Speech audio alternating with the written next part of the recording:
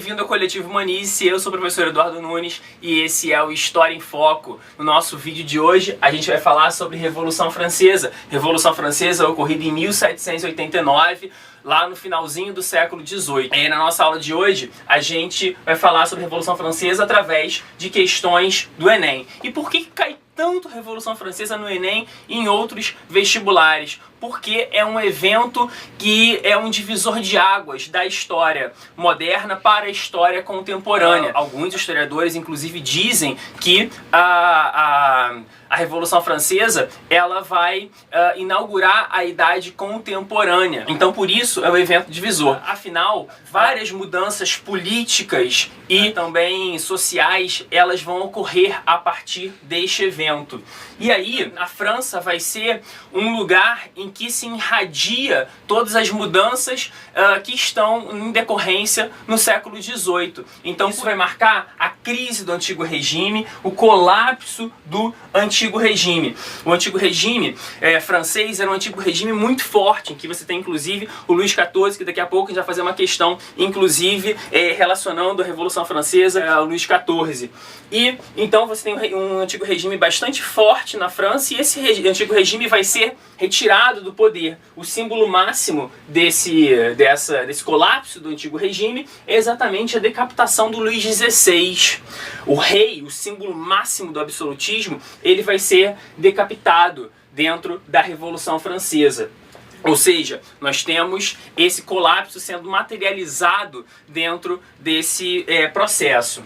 Agora, se eles tiram o Antigo Regime, você vai ter um novo modelo político sendo proposto. Esse novo modelo político ele vai passar pela ideia de república, que está sendo discutida pelos iluministas nesse momento. Ele vai passar pela ideia de divisão de poderes, que Montesquieu está falando ali no século XVIII. Ele passa pela ideia de que o poder emana do povo e não mais de uma figura central. Essa figura central seria exatamente o rei. E a Revolução Francesa, eu digo que ela tem um duplo desenvolvimento. Um desenvolvimento de uma revolução que é popular dentro dos grupos chamados jacobinos, e também tem desenvolvimento de uma revolução burguesa dentro dos grupos mais girondinos.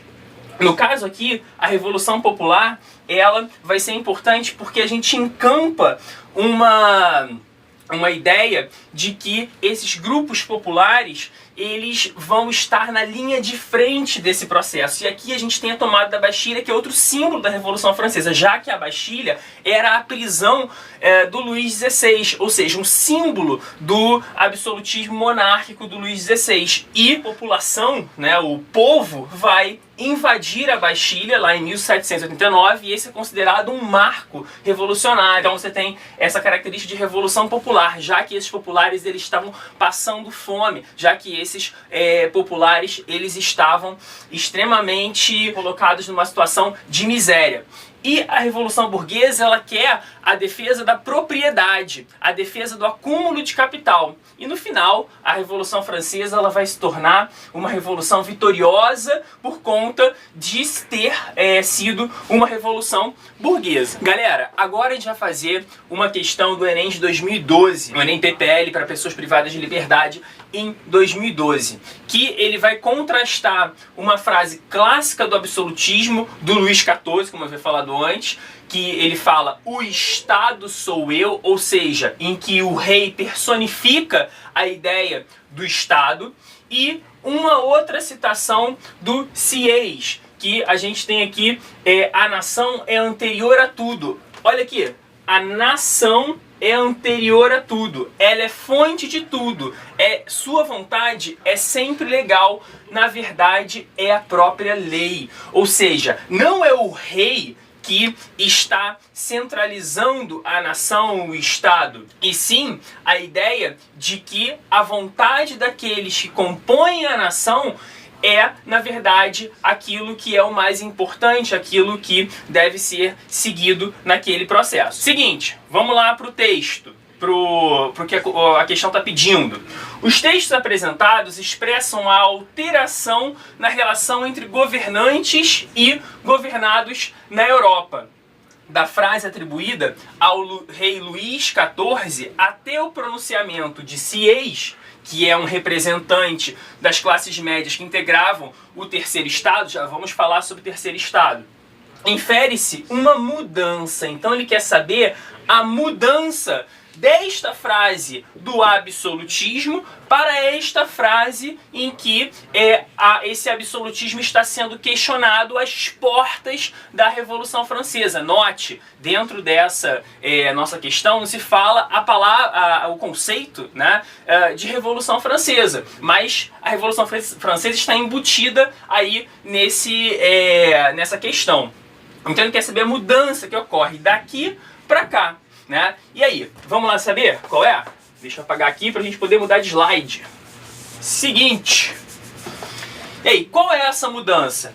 Essa mudança é da ampliação de poderes soberanos do rei, considerado guardião da tradição e protetor de seus súditos e do império. Na verdade, a época do século XVIII, você não tem uma ampliação dos poderes soberanos, você tem uma redução dos poderes desses reis absolutistas. Então a letra A já está errada. A letra B, a associação entre vontade popular e nação. Vontade popular, a nação é composta pelos populares. Ou seja, você não tem uma ordem absoluta, né, composta por cidadãos que dividem uma mesma cultura nacional. Ou seja, eles partilham dos mesmos valores, e se eles partilham dos mesmos valores, eles devem levar a vontade da nação. Então, por isso, é a ideia de que o poder vai emanar do povo, muito característica aí do século XVIII, tá ok? Na letra C, reforma aristocrática, marcada, sem querer aqui, riscou o mérito. A reforma aristocrática, marcada pela adequação dos nobres aos valores modernos, tais como o princípio do mérito. Gente, será que a nobreza, a aristocracia, ela vai achar maneiro agora você ter que trabalhar para poder conseguir um status social tal qual como a burguesia fazia? Ela precisava trabalhar para poder conseguir ter esse acúmulo de capital? Não. Para a nobreza, eles não deveriam trabalhar porque eles eram privilegiados, e é a sociedade de privilégio do antigo regime. E não existe essa reforma aristocrática. Não existe isso. Eles não se adequam a esses valores de mérito, ou que hoje é chamado de meritocracia. Não existe isso. Então, por isso, a letra C é incorreta. Na letra D, organização dos estados centralizados, acompanhados pelo aprofundamento da eficiência burocrática. No século XVIII, esses estados centralizados eles já estão bem compostos, e na verdade você não tem essa centralização dos poderes. Você tem inclusive propostas no século XVIII, lá do Iluminismo, de divisão de poderes, como eu tinha dito antes, lá por exemplo com o Montesquieu, a divisão dos poderes do Estado, os 3 poderes: legislativo, executivo e judiciário, né? Então esses estados centralizados, eles não ganham força nesse século XVIII, nessa mudança entre essas duas frases que ele está pedindo. E a letra E, a crítica ao movimento revolucionário tido como ilegítimo em meio à ascensão popular conduzida pelo ideário nacionalista. Crítica ao movimento revolucionário tido como ilegítimo. Não! Ele é tido como legítimo. Na verdade, ele vai se legitimar. O movimento revolucionário, durante a Revolução Francesa, dos grupos populares e nacionalistas, ele vai ser legitimado. Essas pessoas se impõem nesse momento. Então, por isso, ficamos lá com a letra B. A correta é a letra B. A associação, a mudança, né? Aqui, ó.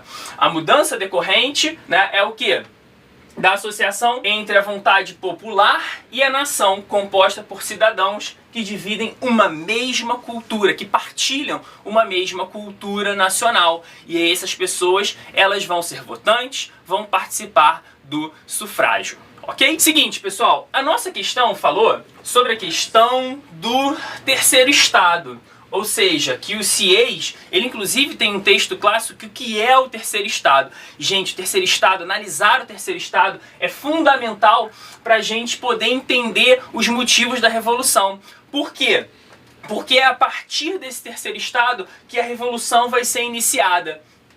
E aí a gente consegue ver aqui, nessa pirâmide social, que o professor de História adora essas pirâmides sociais, né? E aqui a gente vai ter posição social da França pré-revolucionária. Essa pirâmide social vai ser implodida com a Revolução Francesa. Então, a sociedade de privilégios, a gente vai ter aqui o clero e a nobreza no topo dessa sociedade. Então, eles eram os privilegiados. Só que eles não compunham 2% da população. 98% da população era composta por burguesia, por camponês, por artesãos, aqueles que não tinham linhagem, aqueles que não tinham privilégio. A burguesia que, apesar de ter capital, não detinha poder político, e por isso a gente vai ter a Revolução Francesa. E aí os grupos camponeses, os grupos artesãos também, eles encampam esse processo, já que eles estão sendo bastante explorados. Trouxe aqui a figura de um sans-culotte, em que a gente pode falar que é um trabalhador urbano e tal. Ele se diferenciava da nobreza porque ele usava essas calças mais largas. A nobreza vai usar geralmente aquelas calças mais justas, em que você tem aquelas meias e tal. E eles vão usar essas calças mais largas. Esses caras aqui, os sans-culottes, então sem esses tipos de calça da nobreza, sans-culotte lá no francês, né? Você vai ter essa característica. Eles vão ser importantíssimos dentro do processo revolucionário, já que eles são a linha de frente de todo o processo. Ok? Beleza? E aí, apagar aqui. E aí é o seguinte, a gente vai falar também um pouquinho sobre a exploração camponesa, nesse gráfico que estava numa questão da Unicamp de 2013, uma questão específica da Unicamp de 2013. Olha aqui, a distribuição de custos dos camponeses franceses em percentual da colheita, ou seja, o que eles vão ter de custos na sua colheita, às vésperas da Revolução Francesa em 1789. Isso marca uma característica bastante importante desses grupos camponeses, que vão estar explorados, né? Essa exploração é muito forte.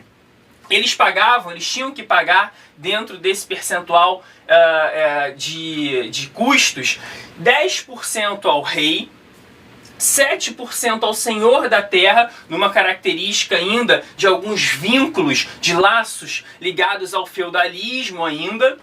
E aqui a gente tem 8% sendo pago ao clero, ou seja, a igreja. 20% são custos de sementes, que ele tem que ter de qualquer jeito. E 20% do arrendamento dessa terra. Vai sobrar muito pouco para eles. Ou seja, lá, às vésperas da Revolução, esse terceiro estado, e os camponeses que compõem esse terceiro estado, eles vão estar extremamente explorados. E, com certeza, essa exploração leva a um processo de fome, como eu disse, de barriga vazia. Esses caras, eles vão encampar uma revolução de uma forma muito mais latente, de uma forma muito mais cortante. Então, por isso, a gente tem esse processo bastante forte com o terceiro estado. O terceiro estado, ele representa exatamente o início do processo revolucionário, ok?